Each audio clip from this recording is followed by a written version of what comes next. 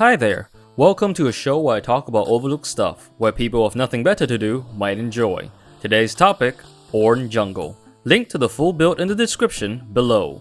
Ornn really only wants two things in life. To be left alone, and to scale into an unkillable stat stick meatball. Top lane makes those goals a nightmare. Constant dueling, lane bullies, and endless brawls. And not to mention, the horrible nightmarish ranged top laners. Vain. Jungle, on the other hand, that's a whole different story. Out here, it's quieter, safer, and you only have to deal with the occasional ankle biter invading your camps. Most of the time, you're farming gold and XP in peace, then popping out for a gank like you're dropping by Grandma's house for a quick visit. Speaking of ganks, Ornn might not be fast, but his CC chain is so oppressive that it barely matters. One charge into a knockup, paired with Glacial Augment, and that guy is not moving anywhere.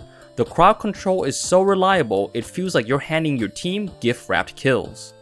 Additionally, Glacial Augment doesn't take away from Ornn's late game power. His scaling comes from levels and tank stats anyway, so you're just bolting on early game power without losing his terrifying late game presence.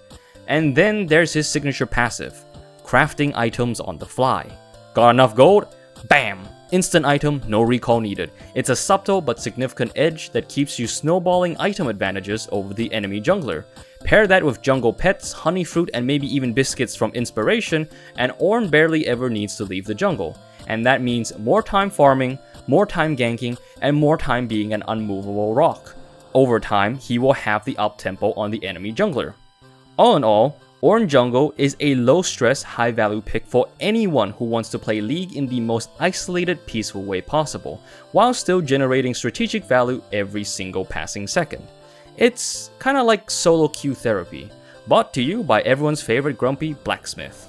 Now, let's talk about some of the runes. Okay, the first rune page that I would highly recommend, CC for days, is Glacial Augment, Cashback, Biscuit Delivery, and Approach Velocity. And then for the second tree, you will take Conditioning, Overgrowth, and Ability Haste, and then Scaling HP. Now, the reason for this is similar to what I said beforehand. Glacial Augment is just really good for when you gank. You knock them up, they, Glacial Augmented, they can't move, they can hurt your laners, they deal less damage to your laners, and it's overall just really solid. It extends his CC chain and increases the window of time you have to kill the enemy laners, just great.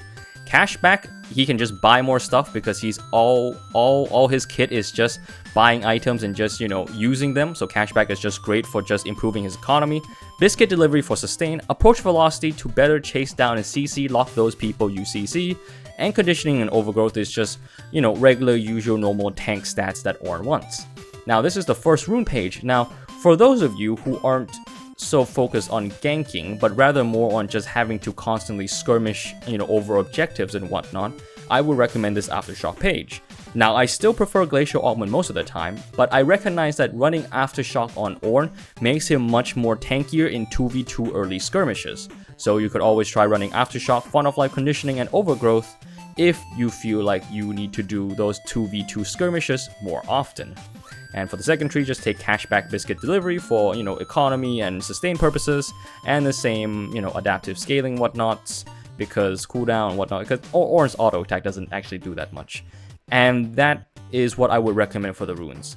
Glacial Augment, 90% of the time, Aftershock the other 10% of the time, or if you have an alternate playstyle to mine. Right, as for the summoner spells, jungle summoner spells aren't really ever, exciting or fancy because you always need to take smite no matter what, so it's just flash smite and ghost smite.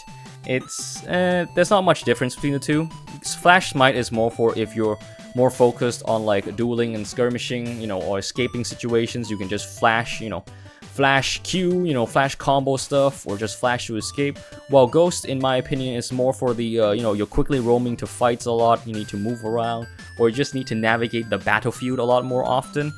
Ghost is just better for just more uptime on the movement speed.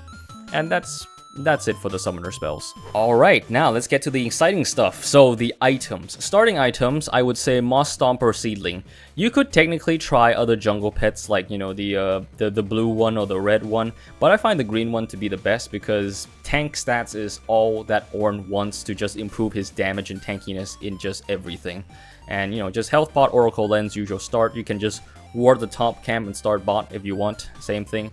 First buy, always Balmy Cinder and Boots, because Balmy Cinder directly improves your clear. You have to get Balmy Cinder, otherwise you won't be able to clear your camps in time, and that will lower your, ganking uptime or map presence. So always get Balmy Cinder. And for boot options, you can choose between Swifties, Steel Caps, Merc Treads, or Ionian Boots. This is purely optional. Most of the time I go for either defensive boots like plated Steel Caps or Merc Treads, because I need to tank as the frontliner a lot often. But if you feel like you need to, juke things and whatnot, you can go Boots of Swiftness. Or if you're rushing for that early tempo, you can go Ionian Boots to compete with the enemy jungler. Right, and that's the starting items. Let's go to the tank options. So for tank options, you have two things. Depending on what the enemy team comp is, if they're heavy AD, turn Balmy Cinder into Sunfire Aegis. If they're heavy AP, go Hollow Radiance. And MR options for you is Chaotic Rukern, Force of Nature, Abyssal Mask. And armor options are Iceborne Gauntlet, Frozen Heart, Thornmail, Deadman's Plate, and Randuin's Omen. Now, which one of these you build first is entirely situational. Let's say that AD heavy, you build Sunfire Aegis first. I would say second item you should buy something MR, so that you can defend yourself from both AD and MR. On the flip side, if you go Hollow Radiance first because they're AP heavy or they just have a very strong AP mid laner or carry or whatever, you can go an armor option second to balance that out. Just, look at what damage you are receiving a lot and then build accordingly for that damage. And in this third category, we also have generally good items. So generally good items are a kind of a mix between MR and armor. If you feel like you already have enough armor or MR from either one of these categories, you could instead turn to invest your gold into Unending Despair, Warmog's Armor, or Jackshow the Protein. These are just generally good items because they all give stats or just abilities that help Ornn frontline and tank for way longer and more effectively. So those are your generally good items. Now, for more explanation, I have included here some example builds versus versus different comps. So like versus heavy AD, you would go Sunfire Aegis, Plated Steel Caps, Frozen Heart, Thornmail, Unending Despair, Warmogs, just pure armor, anti-attack speed, anti-heal, just draining the health, and you can just also regen outside combat. Versus heavy AP, Hollow Radiance, Merc Treads, Chaotic Rukern, Force of Nature, Unending Despair, Warmog's Armor. Or even versus mixed damage, you have Sunfire Aegis into Ionian Boots for faster tempo, Chaotic Rukern to really nullify the AP damage coming your way, Unending Despair to drain tank and sustain better in fights, and then finish it off with Warmogs and Jackshow.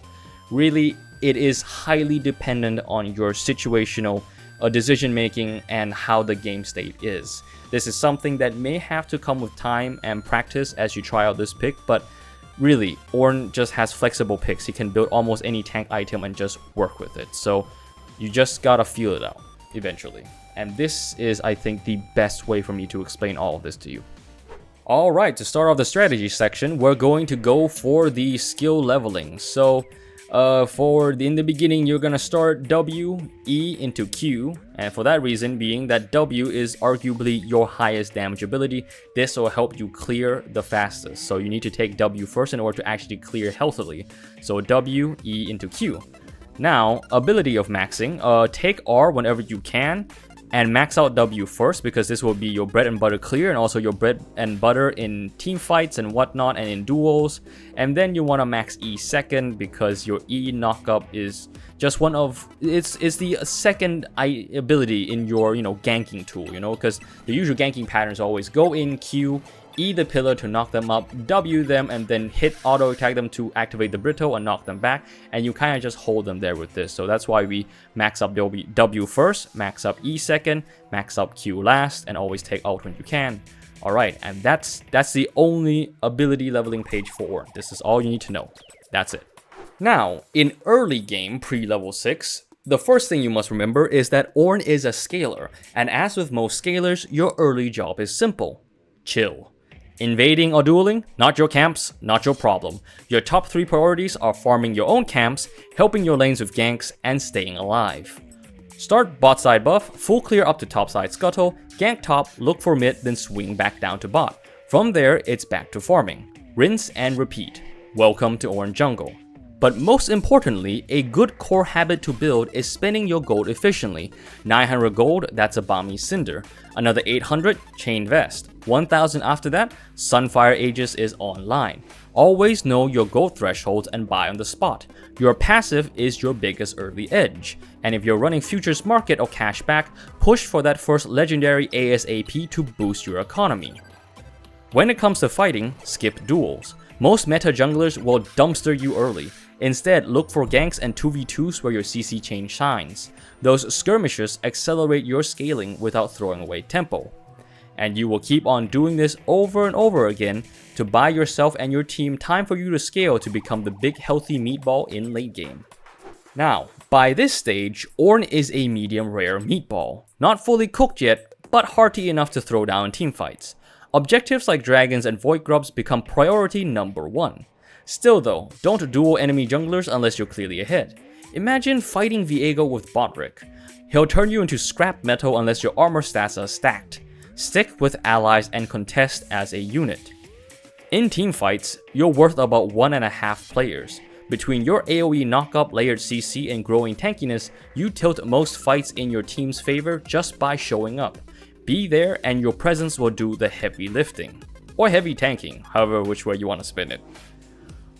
However, one weakness will become very evident here. Ornn is slow. Rotating to counter ganks or rushing to an objective can feel like jogging in sand. Make up for this weakness by playing proactively. Be on time for objectives, don't react late. Now, first things first, put the item you want to masterwork in your first slot before level 13. That's the one that gets upgraded automatically, no takesies backsies. The same applies to allies. Their first legendary becomes masterworked, so prioritize your carries. Unless you hate them, in that case, let them suffer and go upgrade somebody else. By now, you're a brick wall fighting 5 angry toddlers. Tower shots might as well be cosmetic. Your job is simple. Absorb damage, disrupt fights, and land as much CC as possible. Just be ready, most CC and damage will fly your way, so time your W to shrug it off. From here, it's standard tank duty. Fight, pew, secure objectives, and march your team to victory. Nothing flashy, just brutally effective. Here are the pros and cons and champion matchups. For champion matchups, I would say Yasuo, Samira, and Mordekaiser are extreme threats. The reason for this being is that all 3 of them can nullify your ult very easily. Yasuo and Samira both have wind wall, and Mordekaiser will literally flash out you to stop you from hitting your ram back into his team if he's smart. Sure, you could argue that you could counter Mord's ult by using W at the right time, but realistically speaking, he will wait for you to do that, or you won't be able to catch him in time. It's very difficult to react to in a very chaotic, hectic team fight where everyone's launching at you. And you're also not assuming that you're gonna get stunned before you do it, so Mordekaiser is very good at taking you out of the fight and removing you as a frontliner for your team. So he's also in extreme. Right, in major, I've put Warwick, Briar, and Graves. Now, these 3 all have a pretty similar reason for being here. They all can invade you early and kill you. They do not care. They will invade you and kill you if you do not have your items. And those are why they're major threats, because you have to fight for your life in the jungle. So if you can ban them, I would say ban these over the ones in the extreme threats. But that's just me personally. If you have a good competent team, they'll probably ban these extreme threats for you, and then you can ban these major threats yourself. Okay? A bit roundabout, but just trust me on this one. Alright, on even matchups, these are classified as even because they can't really do anything to you. Like Kata, Ahri, Ornn, Volibear, not Ornn, sorry. They can't really do too much to you, but they can destroy your team before you come online. And that's how you'll lose, because you just can't scale up fast enough to help your team while they're busy destroying your team. Because if Kata or Ahri gets fed, they can dive your backline, you can't stop them, your team collapses, you die. Same thing for Volibear, he can literally outgank and jump people under their own tower, so if they're not playing well enough, he'll snowball his whole team and then they'll kill you. Same thing. For minor threats, Fiddlesticks. If you ever meet a Fiddlesticks, jungle or mid, they're pretty irrelevant, because all you need to do is just save at least one CC ability, and you can stop his suck ability, his W suck ability, and he's got nothing left. Just kill him. Now, for the synergies, I'd say ideal would be Renekton, Diana, Karma, Yasuo, Pantheon. Now, the reason for this, real quick, is that Renekton and Pantheon are both characters where if you gank for them, just hold the enemy down for them for at least 2 seconds, they'll kill them. No questions asked. They have so much high damage, they're such insanely good early game bullies and killers that it's just great ganking for either Renekton or like Pantheon.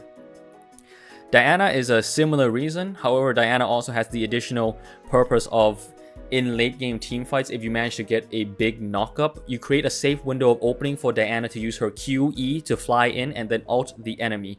And that usually settles most team fights out of the sheer damage, and Diana will be safe in the end as well. So it's a very good opening for her. Now, Karma, I would say, Karma just helps you hold people down. Similar to kind of like Nautilus, but I didn't say Nautilus because unlike Nautilus, Karma actually has more damage than Nautilus. So I think Karma is better overall because Karma can help you hold someone down when you gank and then help you kill them or help someone else kill them too. So I'd say Karma is a pretty good teammate. She can also speed you up, which is great. Yasuo is amazing because if you get just a 4-man knockup with your ult or just your E or just any kind of knockup, you have 2 knockups in your kit, your E, your ult. Yasuo just follows up with his ult and just kills them. If he's not inting, that is. But on the assumption that your Yasuo is doing good, that's just a free teamfight win. Very great, crazy teamfight winner. Now, on the strong side, Volibear, ironically, despite being on the threat side, Volibear is very good pairing with Ornn. Like, if he's top and you go gank him, it's very likely that you'll just kill them outright because Volibear is similar to Pantheon and Renekton in just killing and jumping people. He's not as good because he doesn't have, like, a jump ability. He has to run with his Q, but I'd say he's also pretty good synergistically in early ganking. Now, Renata Glask, I'd say she's great because if you ult someone, that's another free window for her to use her ult. By the time they land back down on the ground, they get fully swallowed by Renata Glask ult, and then they start hitting each other, and it's another free teamfight win. Misfortune, I would say, similar concept to Renata Glask. If you ult, she ults, free damage, free CC, save window for her. It's just good overall. Malphite is just, you two are both brick walls, and Malphite happens to be a brick wall that has one of the most vile ults into the ADC ever. Like, you can just press R and kill the ADC, and when you pair that with Ornn's CC ability and tankiness, it's just an ADC and like squishy nightmare. You can just dive and just brutally force your way past the enemy front line to win. That's why Malphite is just strong. And that is all I have to say about the threats and synergies. Ornn was one of the first champs I ever locked in, and after testing him in the jungle, I don't think I'm ever sending him back top. Jungle just makes sense for him. No non-stop duels, way better sustain, and constant uptime thanks to his on-the-go shopping. Honestly, jungle feels like the role he was secretly built for. So if you're one of the 7 Ornn players out there, do yourself a favor, give jungle a try. It's like playing Ornn on easy mode, with fewer headaches and more anvils. But what do you think? Are you a member of the 7 Ornn Players Council? Do you have a strategy for Ornn jungle? Or do you think Ornn is still better as a top lane character? Did you enjoy watching? And did you subscribe? Do you have your own suggestions for this series? Leave your thoughts in the comment section below. Your idea could end up in the next community poll. And that's all for today, folks. If you enjoyed this video, be sure to leave a like. Over 90% of my viewers are not subscribed to my channel, so consider doing so if you're interested. And if you're looking for a place to discuss or suggest off-meta builds for this channel, join our community Discord server. I'll catch you guys later. Rock Tofu, signing off.